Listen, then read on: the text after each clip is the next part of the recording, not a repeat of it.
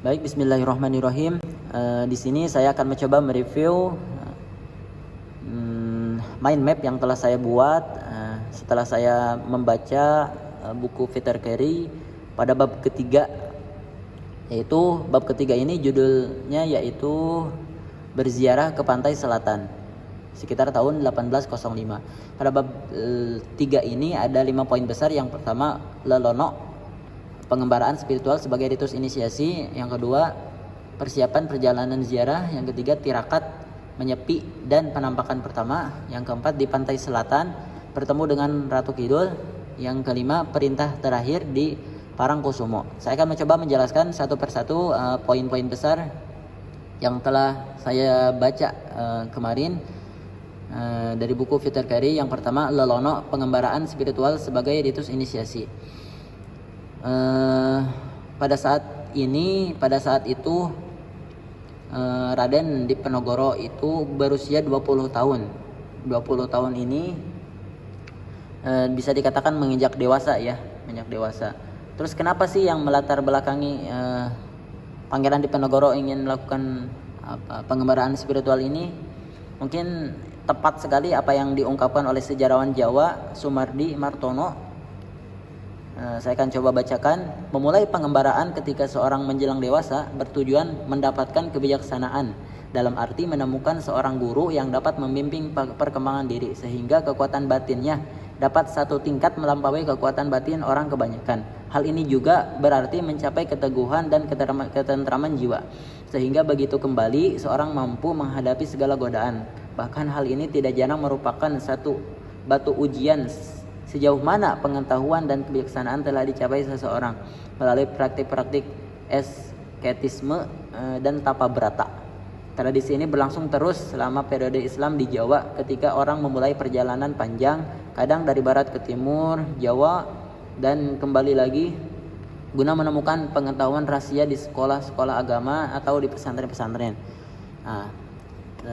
Bersambung juga seperti yang ini poin dari lelono pengembaraan spiritual ini, yaitu langkah pertama yang dilakukan oleh Pangeran Diponegoro yaitu dalam pengembaraan spiritualnya mengunjungi pesantren.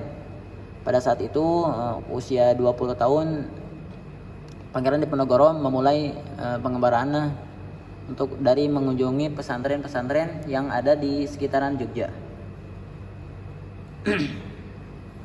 Kemudian poin yang kedua yaitu persiapan perjalanan ziarah. Pada persiapan perjalanan ziarah ini ada 4 poin penting yang telah saya catat. Yang pertama yaitu Pangeran Diponegoro melakukan yang pertama kunjungan ke masjid dan pesantren di sekitar Jogja. Kemudian mengganti nama menjadi Ngabdurrahim, ya, dari Pangeran Diponegoro ini menjadi mengganti nama jadi Pangeran Abdurrahim. Apa tujuannya? Supaya ketika beliau berkunjung atau menetap di pesantren atau di masjid-masjid tidak ada yang mengenali beliau. Kemudian mencukur rambut karena di sini dikatakan katanya sunnah Nabi. Kemudian diganti pakaian dari pakaian sultan ya, pakaian kebangsaan gitu. Beliau memakai pakaian sehari-hari santri ya. Pakaiannya yaitu busana kain sarung kasar yang dipadu dengan baju putih tanpa kancing dan baju tak berkerah dengan sorban hijau atau putih sebagai penutup kepala.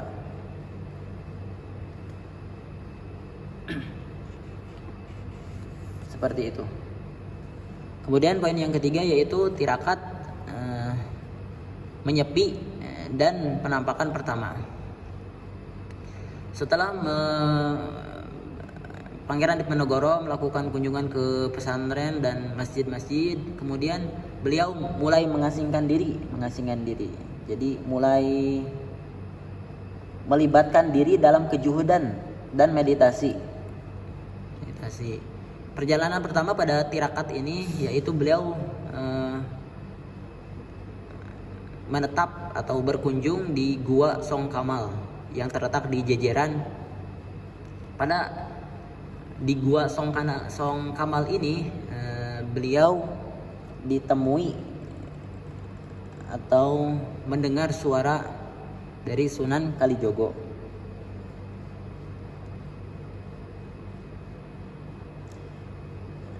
Dia mengatakan bahwa Sunan Kalijogo menampakkan menjadi seorang laki-laki yang wajahnya bersinar bagai bulan purnama. Sunan itu mengatakan bahwa pangeran telah ditentukan Tuhan untuk menjadi raja di masa depan nanti. Setelah mengatakan demikian, penampakan itu langsung menghilang. Kemudian setelah dari Gua Song Kamal ini, beliau lanjut ke Imogiri yang ada di Bangkung.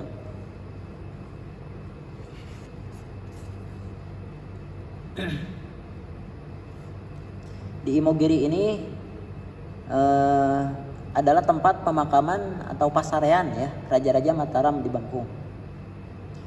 Kemudian beliau pun setelah itu mengikuti sholat Jumat di Jimatan.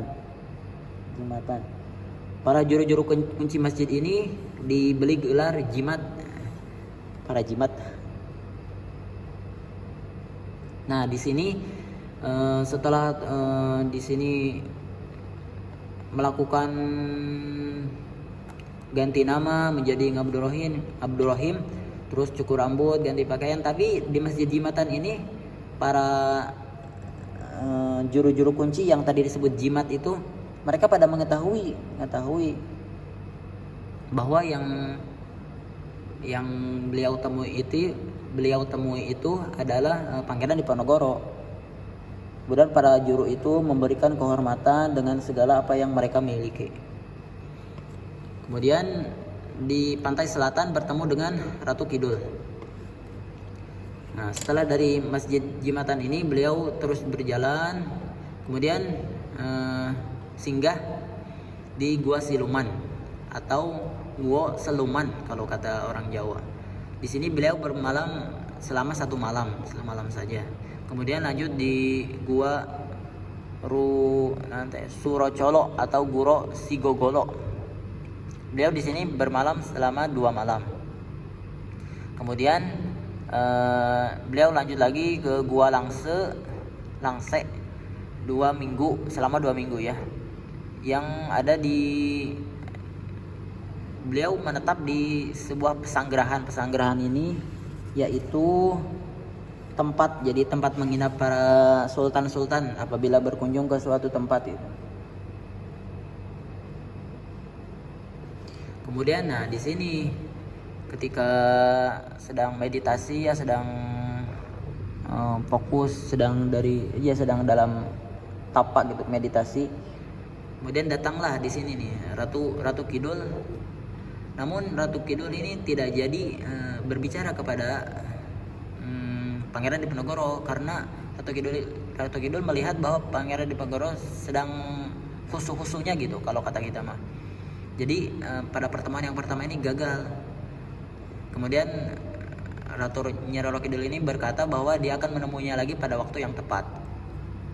Nah, kemudian lanjut pada perkemahan di Kamal. Nah, pada di saat ini yaitu perang sedang panas-panasnya ya. Sedang panas-panasnya. Kemah di Kamal ini berada di Kulon Progo. Kemudian beliau ditemui Ratu Kidul kembali setelah 20 tahun. Setelah 20 tahun ditemui kembali. Isi dari percakapannya ini intinya ya bertanya gitu, ini siapa? Kemudian aku yang akan menemuimu kembali katanya. Kemudian Pangeran Diponegoro pun ingat itu akan kata-kata itu. Maka dia langsung wow, ini berarti Ratu Kidul. Kemudian Ratu Kidul pun berkata, bila saya boleh membantu Paduka, saya mohon janji setia. Begitu lenyap sirna semua laknat kafir itu Belanda. Mohonlah kepada Allah katanya. Kata Ratu Kidul ini, ingkang Rabbul Alamin supaya saya boleh kembali lagi menjadi manusia. Nah, jadi intinya dari pembicaraan ini, Nyi Roro Kidul ini yang saya coba jelaskan, Nyi Roro Kidul ini adalah kekasih dari para raja-raja Jawa pada waktu itu. Jadi setiap raja Jawa itu adalah kekasih dari Nyi Roro Kidul ini. Dan setiap raja Jawa ini pasti melakukan pengembaraan, yaitu ingin bertemu dengan Ratu Kidul ini. Kemudian setelah bertemu pasti yang dimintanya seperti itu. Ratu Kidul akan membantu, tetapi dengan syarat mintakan kepada Allah, katanya Rabbul Alamin, bahwa dia ingin kembali lagi kepada manusia, menjadi manusia. Kemudian Pangeran Diponegoro pun menjawab, aku tidak meminta bantuanmu melawan sesamaku manusia, sebab dalam agama pertolongan hanya datang dari Hyang Agung, yaitu Allah. Kemudian setelah mengatakan itu, Ratu Kidul pun langsung menghilang. Seperti itu. Kemudian lanjut di poin kelima, yaitu perintah terakhir di Parangkusumo. Nah, di sini lagi-lagi beliau pada saat perjalanan atau sedang tertidur di sini, dia mendengar lagi suara Sunan Kalijogo, ya, Sunan Kalijaga. Beliau mengatakan bahwa bakal datang kehancuran Jogja dan awal runtuhnya Jawa, atau dalam bahasa Jawa wiwit pubrah tanah Jawi dalam 3 tahun ke depan. Ia kemudian memerintahkan untuk mengubah mengubah nama religiusnya. Nah, di sini dia pangeran setelah menemui ini memerintahkan bahwa akan ada kehancuran pada tanah Jawa. Kemudian Sunan Kalijaga ini juga memerintahkan dia mengganti nama dari asalnya Ngabdur Rahim menjadi Ngabdul Kamit. Jadi Ngabdur Rahim ini dipakai ketika dia melakukan pengembaraan, mengunjungi masjid-masjid, pesantren. Nah, pada saat pertempuran, Ngabdul Kamit ini nama yang dipakainya. Kemudian beliau pun yang ketiganya melihat anak panah, atau dalam bahasa Jawa Sarutomo, anak panah kilatan gitu. Kemudian beliau juga memerintahkan untuk menjaga ayahnya, karena ayahnya ini bakal dijadikan sultan yang ketiga gitu, Sultan Hamengkubuwono III. Kemudian Sunan Kalijaga juga memerintahkan bahwa dia tidak boleh menerima gelar putra mahkota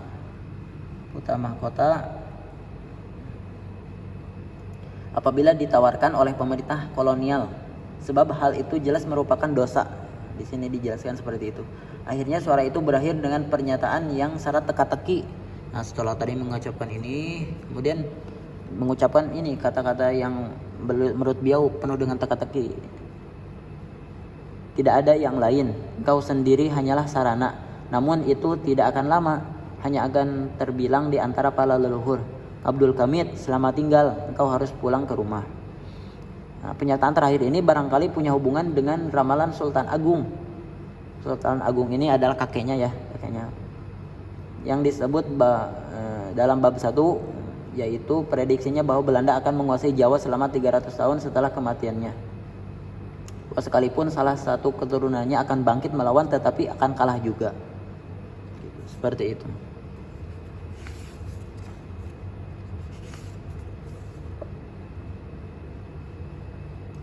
Nah, kemudian setelah sampai ini kan perjalanan terakhir, kemudian setelah dari sini beliau pun kembali ke Tegalrejo, Tegalrejo, karena perjalanan yang tadi itu dari Tegalrejo ke pantai selatan, yang ini. Nah, kemudian setelah kembalinya ke Tegalrejo, Diponegoro itu membentuk mata panah menjadi sebilah belati kecil atau cundrik, yang kemudian selalu dibawa oleh istrinya yang keempat yang sangat dicintainya, yaitu Raden Ayu Maduretno, atau disebut juga Ratu Kedaton. Kemudian belati itu dilebur bersama 2 senjata pusaka lain untuk membuat satu keris pusaka yang diberi nama Kiai Ageng Banduyodo, yang artinya jago duel tanpa senjata. Pada akhirnya itu suara gaib yang memerintahkan pangeran menjaga dan melindungi ayahnya demi memperlancar penobatan sebagai sultan ketiga, dan peringatan keras untuk menolak gelar putra mahkota menjadi sangat relevan. Kemudian mengacu pada krisis politik yang bakal menimpa Jogja menyusul kedatangan Dendles pada 5 Januari 1808. Nah, demikianlah yang dapat saya sampaikan, yaitu dari poin besar ini, judul besar yaitu berziarah ke pantai selatan, ada 5 poin. Nah, pada poin yang intinya itu ada di sini ya, yang di pantai selatan bertemu dengan Ratu Kidul. Ratu Kidul pada saat ini nih 2 kali, ada di Gua Langse sama ketika berkemah di Kamal ya. Ini sedang terjadi perang gitu. Demikianlah yang dapat saya sampaikan. Mohon maaf Bapak Yus apabila banyak kekurangan, karena ya mungkin saya masih harus banyak belajar gitu. Mohon maaf, mudah-mudahan Bapak Yus bisa memaklumi, mudah-mudahan nilai saya agak bagus, Pak. Terima kasih atas perhatiannya. Akhirul kalam. Assalamualaikum warahmatullahi wabarakatuh.